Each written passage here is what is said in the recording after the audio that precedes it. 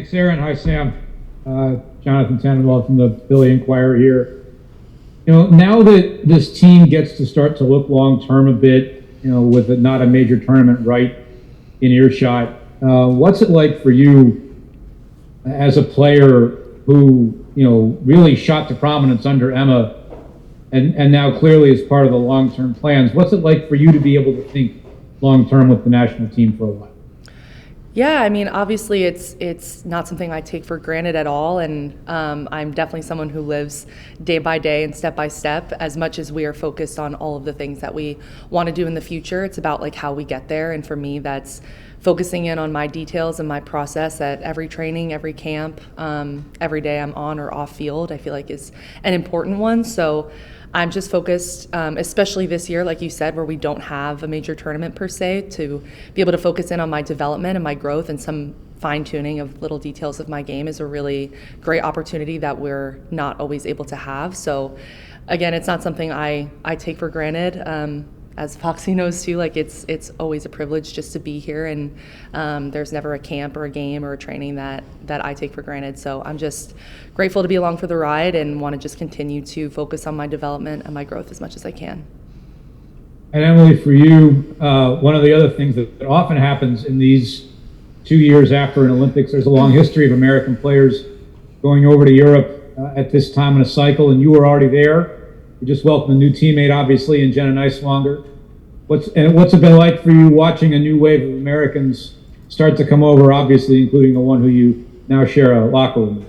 Yeah, it's been great to have Jenna with me, have a travel buddy, and, have someone that gets to kind of be with me and experience both, the travel and being in the WSL and being for the national team. So again, I think it's been great. In terms of the wave, like you've been saying, I think really it's just everyone's individual decision. I think for me personally, it was just the right decision for me to go at the time, even with, the Olympics and kind of the craziness of that year.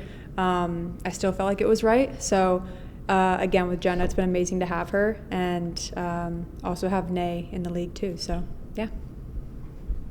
Thanks, JT. Let's go to Andrew Jones. Thanks as always, Aaron. First off, I'm going to ask you, Em, just your full reaction to not only that great goal in the 5-0 win on Sunday against Tottenham, but also just the reactions. You had Jenna give you the My Queen on Instagram, and all love that you got there. Your reaction just towards, that goal. And for you, Sam, your sister Alex got to be at the Eagles parade in terms of covering it, and how that atmosphere was, and how she's so proud of you as a whole sister right there. You just talk about just your bond with that, and seeing her whole parade highlights that she had to deal with. Me first? Okay. Yeah.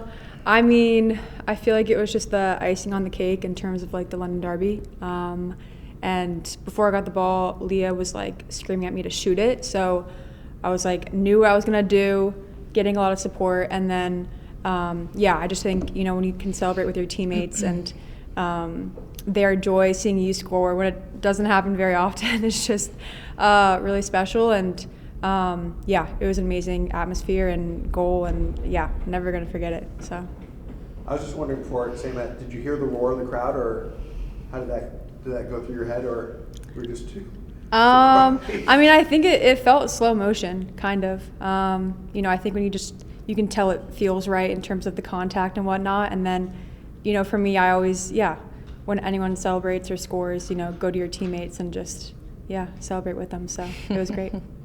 Sammy, explain to me what your sister was actually doing. Yeah, so she's transitioned from a bit of more of like a beat writer for the Phillies to doing more feature writing for the Inquirer. So obviously that includes other Philly sports like the Eagles. So she did get to go to the Super Bowl. I think she was like in the locker room. I like saw her stories of them with, she's like celebrating with the Eagles. I'm like, okay, it's casual. And then, was obviously a part of the parade and whatnot. So we haven't been able to catch up much. She's been obviously crazy busy. I've been pretty busy as well. So I'm excited to hear more about all her stories. I'm sure she has many from that experience, but I'm just super proud of her, and obviously she's doing such important work, especially as a woman in the sports world and as a sports writer.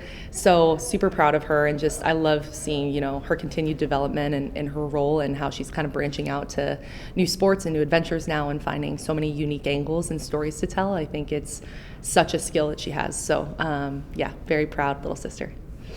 Love it. And just Aaron, you might have asked Sam, go. how your off season's gone in terms of how you build up towards this new year for you, Sam.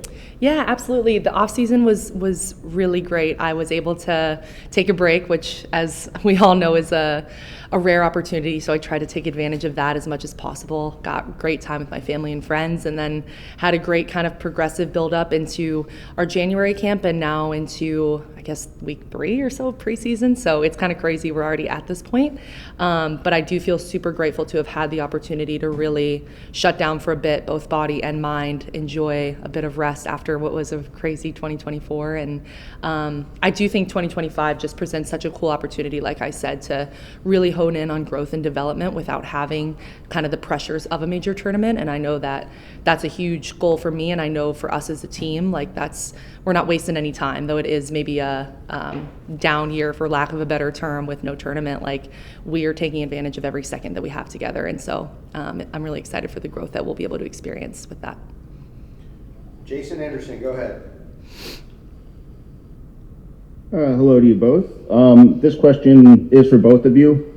You both play positions where your relationship with the goalkeeper is obviously a really big part of the job, and with the national team, that's kind of changed now with Alyssa Nayer's retirement from the national team. What have you seen in this camp from the goalkeepers that are in camp with you right now? Yeah, I mean, we just had our first session a few hours ago, so I think everyone's very excited to be here and kind of get the nerves out and start the tournament that we have. I think with both of them, they're both extremely talented, and again, both very eager to just get on the field, get the connections, get the relationships, and show what they have. So I feel like both are just on and off the field great teammates and competitors, and with that, like you said, with the defense and connection with the goalkeeper, it's huge. But I feel like they're up for the task, and they're already looking forward to it. So, yeah. Anything to add, Sammy? Yeah, I second what Foxy said. I think we have so much talent in our goalkeeper pool, and I think it is a really exciting time and opportunity for them to kind of come into this this position where, like, it's kind of open and there's an opportunity to really take a shot at it. And like Foxy said, I think the keepers we have here, and Jane and Mandy and Fallon, like, they're so incredibly talented and great with their feet and have such a great understanding of the game. And I know we both just have so much belief and support them so much. And I think these games, again, are such a cool opportunity for them to continue to learn and be with the group and really take steps forward in their national team careers. Let's go to Leslie Ryder. Go ahead, Leslie. Hey folks, just a quick question, I think more for Sam. Just coming out of that January mega camp where there were so many new faces around and seeing who gets to come back for February. I mean, what's the vibe like, just having all that new energy around?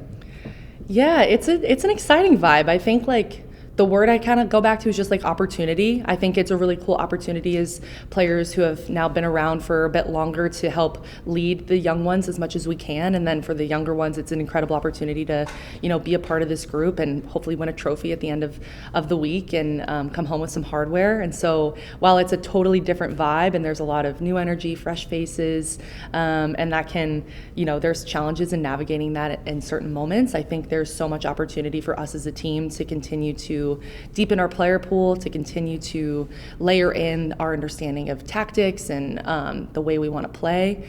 And so, yeah, I think it's been such a cool experience to kind of help bring some of the newer and younger ones along. And I know that's something none of us take lightly, and we love kind of the aspect of leadership that brings. So it's been a pleasure just having so many new faces in camp, and I think they're all doing such a great job in attacking a really challenging task and just facing it head on. Let's go to, and if anyone else has a question, please raise your hand. Otherwise, Sophie will be the last one. Go ahead, Sophie Nicolau. Hi guys, thanks so much for your time. A question for Emily and then one for both of you. Emily, Gooners have really fallen in love with you and love having you in this team. How has playing for the Arsenal, do you think, such a historical club, better prepared you for transitioning and playing for such a trailblazing coach like Emma Hayes in the US women's national team? And then for both of you, in your downtime during SheBelieves Cup, what's your Netflix and chill right now and your favorite tune? Okay, good question. I think for me, you know, it's every day. Like the players that I train with in training, they're all stars on all their national teams. And so I think with that, you have a lot of inspiration and competition within training. And then within games, it's the same thing. You know, I'm playing against some of the best players in the world. So I feel like that definitely has helped prepare me coming here, where it's the exact same thing, best players in the US. So definitely the competition in the squad. The aura of the club a little bit? Yeah. Yeah. And I mean, yeah, and to that point, you know, I think at Arsenal, it's always a mentality of just getting better and better, and I feel like that is who I am as well. So I think going to the club and having a similar philosophy and mindset, it just has been so helpful and kind of giving me that confidence to, you know, keep going and get better and bring all that to national teams. So, yeah. Downtime? Downtime. As if you have a lot. Yeah. Yeah. Do you want to go first? So I just finished The Last of Us. Not really a chill part, very intense, apocalyptic type of show, but I just finished that. And then song, I mean, after the Super Bowl, like a lot of Kendrick Lamar for me. Yeah. Well, I've been rewatching Gossip Girl. It's just like nostalgic for me, but I am like a big Seinfeld girl as well. So that's like my comfort show. And that's been on. Very different. You're apocalyptic. I know, I'm like 90s I'm like sitcom. stressed. And then music, yeah, similar to Voxy, some Kendrick Lamar, obviously all the rave right now. But the Lumineers also came out with a new album, so I've been listening to that. So yeah. All right, Love it. Thank you. Thanks, Obi. Looks like JT's got another one. Go ahead, JT. I do, and I'll make it clear that Andrew asked the question about Alex. I did not. You know, in the abstract I asked Emily earlier about this wave of Americans going to Europe. And I know your name was in the headlines for a moment during this transfer window, but in the abstract, sort of as a theory, is playing in Europe someday something that would interest you? Me? Yeah. Well, I mean, you're there, so I could have process of elimination figured that one out. Yeah, look, I mean, as a, you know, I think for the longest time, it's been a goal for me. I think even when I was in college, my college coaches can attest to this. I've always had an interest and a curiosity of what it'd be like to play in Europe. So I'm not closing any doors or ruling anything out. I think being able to compete in the Champions League and, you know, in, you know, various European leagues would be an amazing adventure. Right now, obviously, I am a Portland Thorn through and through. But I am also not one to close any doors to opportunities that may or may not come in the future. Who knows what's down the road? I know that I'm good where I'm at right now and love the organization that I'm a part of and privileged to be a part of. So we'll see what the future brings. But I think it's just amazing that we as female athletes and female soccer players have so many options of these incredible leagues and the way that they've progressed and developed over the years that, you know, there's not just one place you can play. There's so many options and so many incredible leagues and so much talent out there. So, yeah. Appreciate it as always. Thanks. Thanks, JT. Last one goes to Andrew again. Go ahead. Yeah, I mean, it'll be interesting to hear your favorite Seinfeld show on that one, but, you know, we can leave that for another time with it. If you, just for both of you, if you had the chance to score a goal from midfield or be able to defeat 4 or 5 defenders, which goal would you choose as the special golazo? The first one for you, Sam, since we can ask that. What are you doing? I think midfield, I mean, just being realistic, I feel like I'd find myself more closer to midfield. I mean, maybe it's not a realistic question though, so I'm going to go with midfield. You know, Carly Lloyd 2015? Oh, yeah. Yeah. incredible. Well, So. Foxy almost scored from midfield. That's Oh. an exaggeration, but Huh? Yeah. I know. Exaggeration. It was like 28 yards. I think I would love to beat 5 people. Yeah. And there you have it. Why not? Why not? The defender wants to dribble, Yeah. so that's a good way to end.